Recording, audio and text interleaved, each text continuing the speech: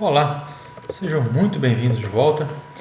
No vídeo de hoje nós vamos falar sobre a comparação entre os métodos de obtenção de raízes. Nós vimos o método da biseção, o método da posição falsa, do ponto fixo, de Newton e da secante. Existem vários outros, várias outras abordagens. Mas nós vamos ficar dentro aqui desse contexto da disciplina, nesses métodos, e nós vamos trabalhar com alguns critérios para compará-los. Vamos usar como critério a garantia de convergência, a rapidez dessa convergência e o esforço computacional necessário para que essa convergência aconteça. Bom, sobre garantia de convergência, ou seja, com certeza vai garantir, o método da biseção e da posição falsa, eles têm a convergência garantida, vão convergir sempre, desde que a função seja contínua no intervalo AB, de tal maneira que há troca de sinal. Se a função for contínua, houve troca de sinal, vai convergir, vou encontrar uma raiz. Tem aquela história da derivada. Como é que era aquela história da derivada? Você se lembra? A derivada era o seguinte: se dentro do intervalo AB a derivada se mantém com um sinal constante, ou sempre positiva, ou sempre negativa, eu consigo afirmar categoricamente que só tem uma raiz. Se a derivada troca de sinal, eu já não posso falar que essa raiz é única. Ela pode ser única ou pode haver mais raízes. Para eu achar mais de uma raiz, eu tenho que aplicar o método mais de uma vez. Todos os métodos só acham uma raiz por vez, ok? Bom, voltando aqui, fechado parênteses, ainda na garantia de convergência, o método do ponto fixo de Newton e da secante, todos eles são todos métodos do ponto fixo, Newton é uma variação, secante é uma variação de Newton. Eles têm condições, primeiro que não tem convergência garantida, ou melhor, tem convergência garantida, porém é muito mais restritivo. É mais restritivo e outra, eu acrescento aqui, é mais difícil de garantir que a convergência se dê. As condições de garantia de convergência são muito mais complicadas de se obter na prática, em problemas práticos. O material que nós disponibilizamos, nós discutimos, eu utilizei polinômios de segundo grau, terceiro grau. Venhamos e convenhamos. Obter raiz de polinômios são funções super simples de trabalhar. Nós não trabalhamos com funções sofisticadas porque o nosso objetivo era entender os métodos e não nos perdermos na resolução, no entendimento dos métodos e na exploração de funções complicadas. Nós vamos trabalhar com funções complicadas daqui a pouco, ou não triviais pelo menos daqui a pouco, e aí a gente vai entender isso melhor.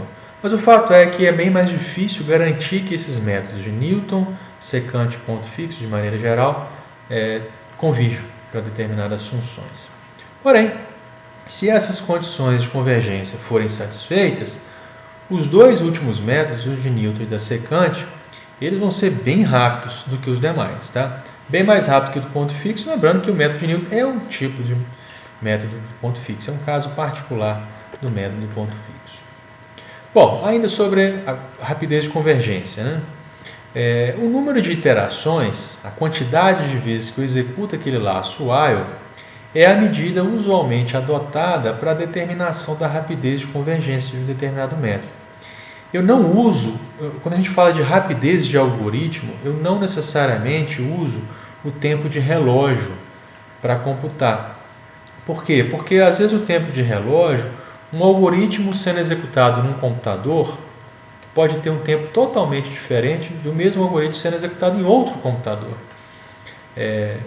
Capacidade de processamento, barramento, quantidade de memória RAM, tudo isso muda o tempo.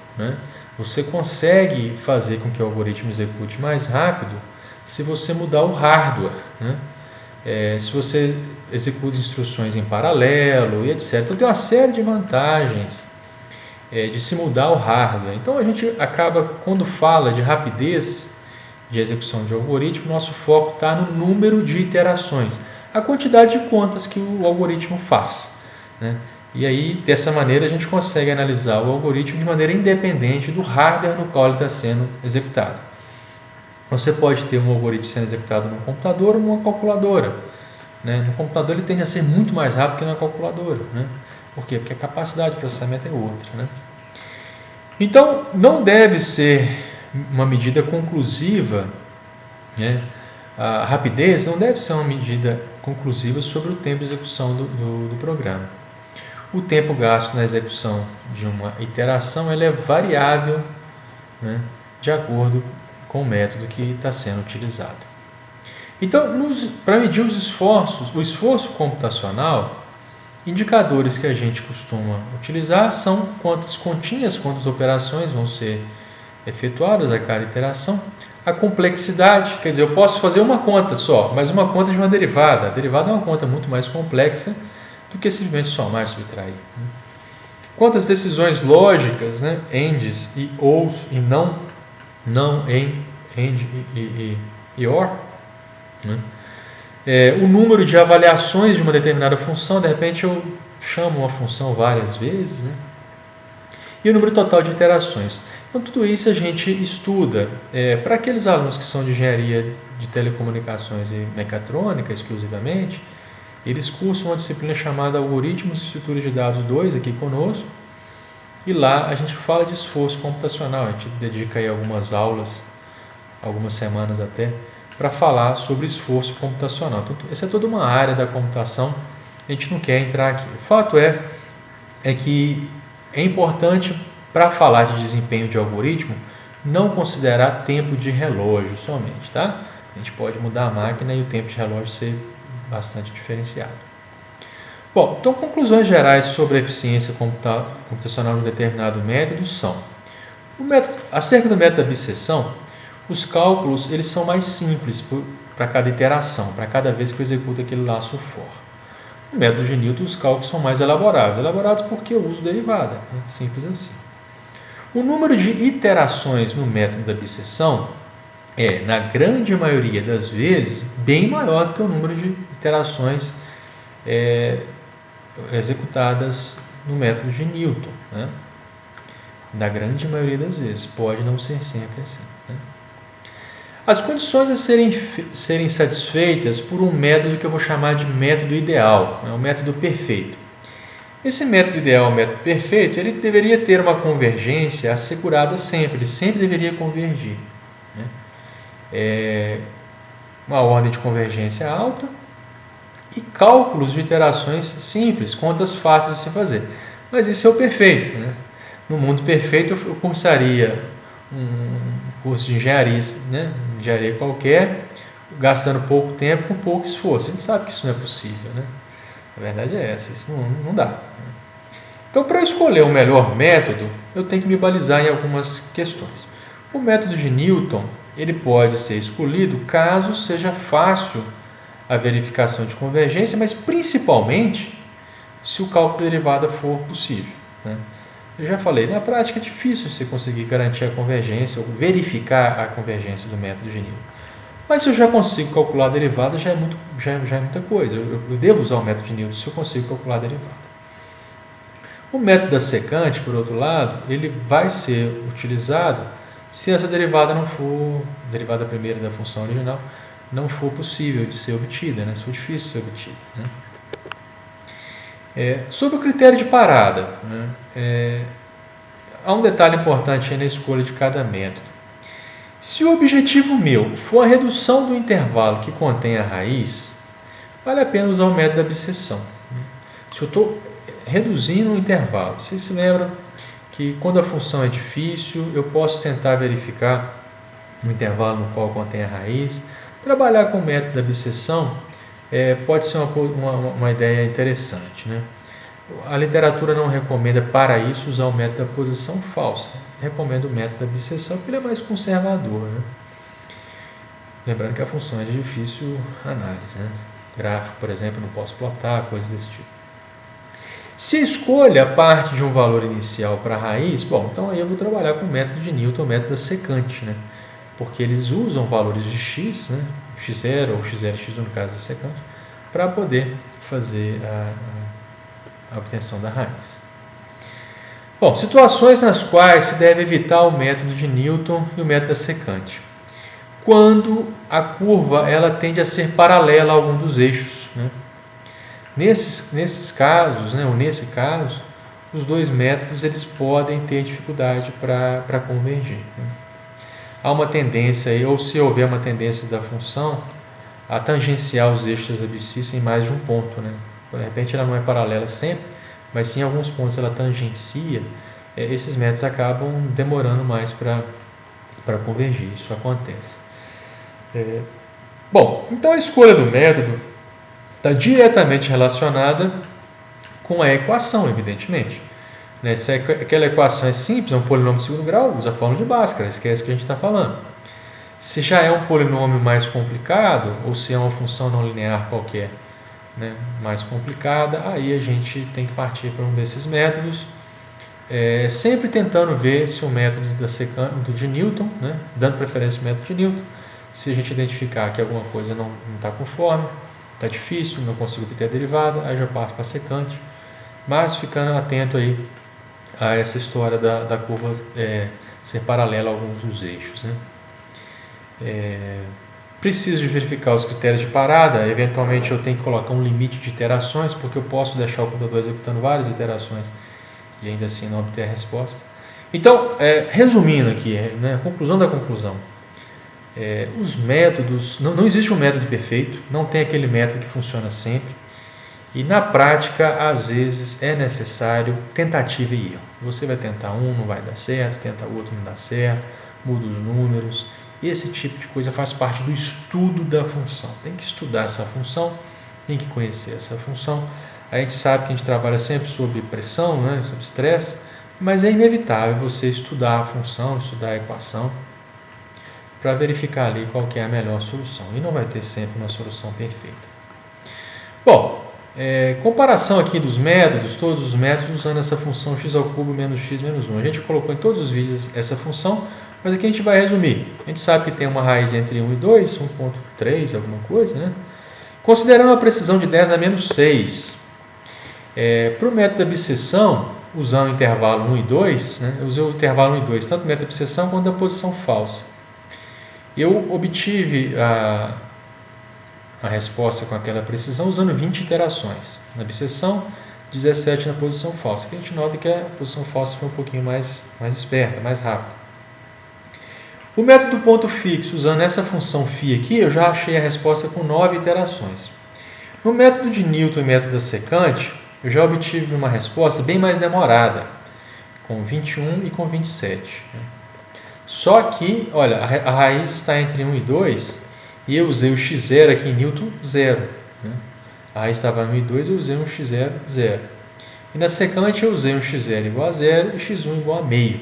Ou seja, a escolha do x0, e no caso x0 e x1 para a secante, fez com que o método de Newton e o método da secante demorassem até mais que o método da bisseção. Então esses métodos eles são sensíveis à escolha dos valores iniciais, isso é inevitável, né? Bom, uma outra função, agora uma função bem mais interessante, 4 vezes seno de x menos e elevado a 2. Analisando aqui os valores, lançando valores, a gente descobre que eu tenho uma raiz entre 0 e 1. E se eu quero obter essa raiz com precisão epsilon de 10 a menos 5, eu posso trabalhar com esse intervalo 0 e 1, tanto no método da bisseção quanto na posição falsa. E na bisseção eu achei a resposta com aquela precisão usando 17 iterações. Na posição falsa já foi bem menos, não é metade, 8. Ponto fixo, eu usei essa função φ aqui. E no método de Newton e método secante, usando o x0 como sendo 0,5 e secante 0 e 1. Eu achei a resposta no método de Newton com 3 iterações somente. O método secante eu já gastei 7 iterações. Né? Então, ambos aqui, secante e Newton, foram melhores que posição falsa. O de Newton foi até melhor que o método do ponto fixo.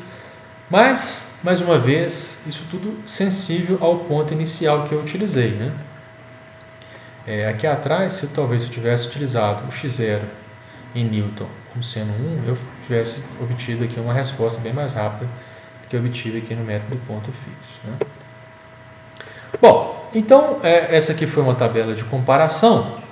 E agora eu gostaria de retomar um exemplo lá do começo do assunto, né?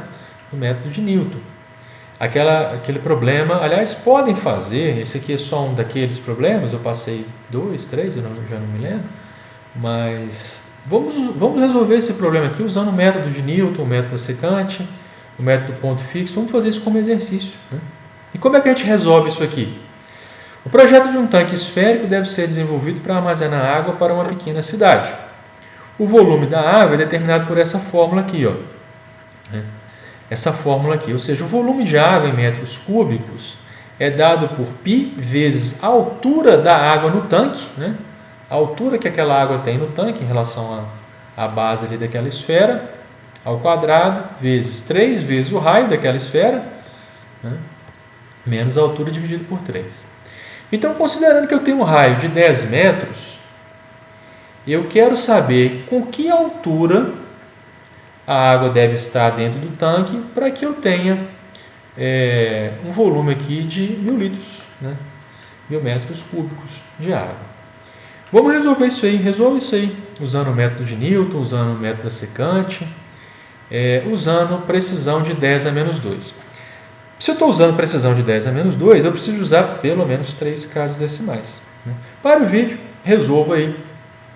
Para aqueles que já o fizeram, eu vou dar aqui a resposta. Usando o método da abscissão, eu vou lançando valores, eu vou descobrir que a raiz daquela função está entre 6 e 7. Ou seja, para que eu tenha 1000 litros, eu vou ter que ter uma altura entre 6 e 7. Bom, o método da abscissão, com 10 iterações, ele chegou a essa resposta aqui, ó, 6,3549. Com essa resposta, eu achei a altura necessária para ter lá os meus 1000 litros. Usando o método de Newton e usando o x0 como sendo 7, na terceira iteração eu já resolvi, já liquidei a fatura, né? Achei aqui o 6,355. Ok? Eu não sei se você usou o método de abscissão e o método de Newton, os outros métodos. Pelo menos esses dois aqui, para você ter ideia de qual é a resposta. Ok? Bom, no próximo vídeo nós vamos começar um novo módulo, nós vamos começar a falar de sistemas de equações lineares. Até lá!